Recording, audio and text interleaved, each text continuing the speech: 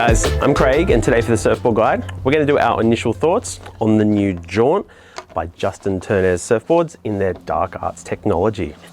So I'm going to start. It's been a while since we've done an initial thoughts clip. So if you go back maybe 18 months ago, we used to put out initial thoughts clip. You know, when I got the board, surfed it once or twice, or maybe hadn't surfed it at all. Did a little clip, my thoughts, my feelings, fins I'm trying, what fins and stuff you guys want to see, what you want to hear from the review. I was able to give me some feedback and kind of help scope the full review.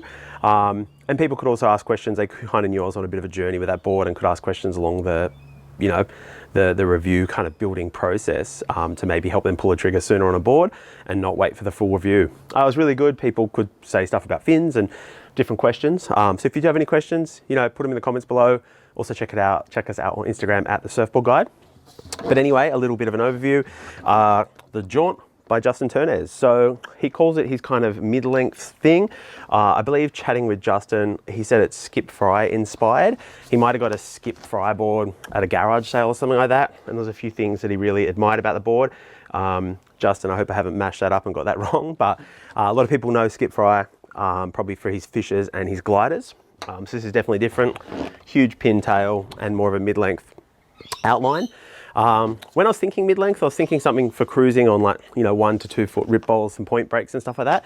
And then I picked up this board and I was a little bit blown away. It definitely has, you know, it has a fuller kind of mid-length nose and outline in the front, but it's rocker profile through the front, and the way the volume sits in the belly, I was actually really keen to get this out in probably some bigger and heavier waves. It's going to have enough lift in the front end, I think, to keep it out of trouble. That volume in the belly is going to get it into waves nice and early and get under kind of heavier and suckier waves. And then it's got this really pinny, narrowed out tail that when you jump back, you're going to have a lot of control and a lot of performance, and it's going to surf really nicely and really easy. As you can see, it's pretty narrow tail at the back end. That tail pad, which isn't a wide pad, it's just a normal pad, you know, barely fits in that back end and keeps kind of lifting off the side because it is narrow and the rail starts to roll over. But yeah, this Jawnt that I've got, I believe it's stock dimensions. It's a 6'8" by 21 by 3, and that is 42 litres. I'm 5'10" and a half, about 92 kilos, and my shortboards sit around the 31, 32 litre mark at around, you know, 5'11", 6'0". So a little bit of extra foam, but I've also been riding a lot of mid-lengths and bigger boards later and really enjoying them. So I don't know if I'm a shortboard guy anymore, but anyway.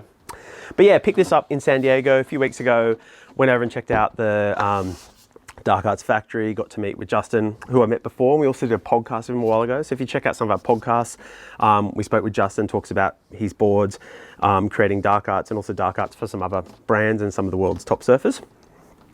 But yeah, I was able to check out their construction, you know, their facility where they make boards, meet some of the team working with him. Lovely bunch of people, some epic boards there, had some of John's boards, you know, Mason Ho, some of the stuff in the rack that they'd ridden. It was really cool to check them out.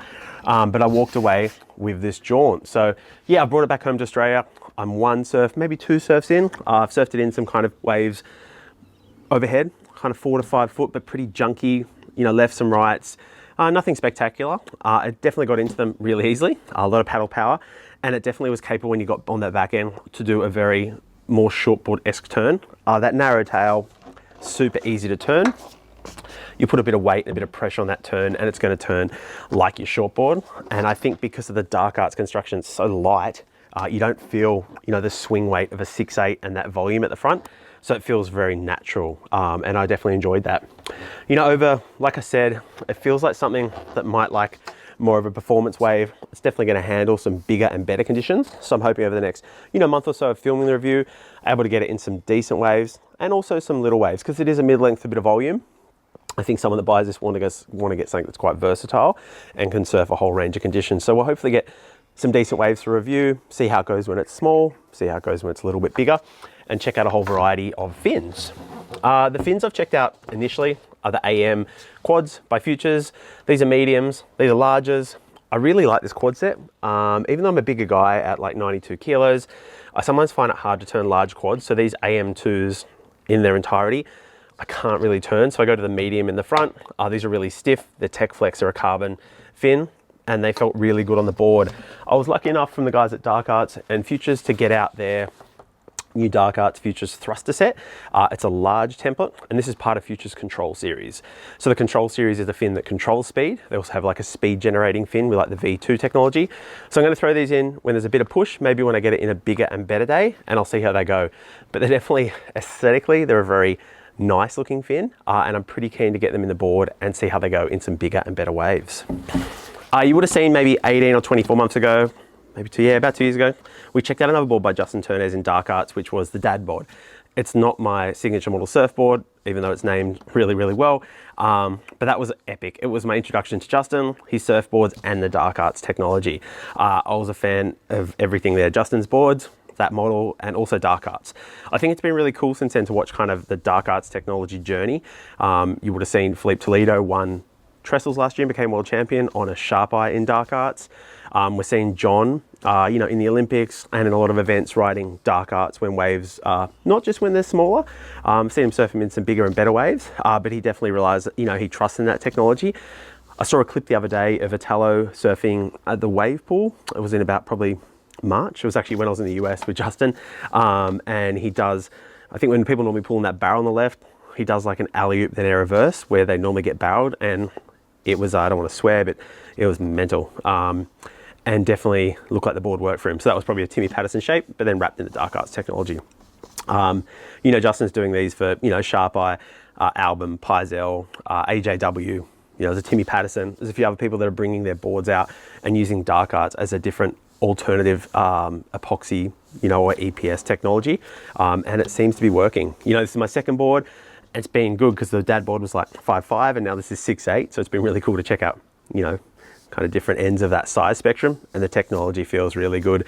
When I did surf this, it was kind of 4 to 5 foot, bit of push in it and pretty bumpy and junky. And normally I probably wouldn't like an EPS technology in that, but it felt really solid. It felt solid underfoot, and there was a lot of control. So yeah, I'm frothing to get the full review together. If there's fins you want to see, you got any questions, hit us up in the comments below. Also check us out on Instagram at the Surfboard Guide. We'll let you know when the full review's coming out, but between now and then there's a really good chance to say, hey, can you try it as a 2+1? Because everyone wants every board to be a twin fin. And I'm happy to check those things out. Any fins you're suggesting, any fins you want to know about. If you're thinking of pulling the trigger on a Jawnt by Justin Ternes, or you just want to learn more, don't hesitate, put some comments below, let us know your thoughts, what you want to see, and we'll get that full review out shortly. Thanks to Justin and the team at Dark Arts for the board, the chance to check this out. I'm frothing and hopefully have the full review out, next 6 months or so.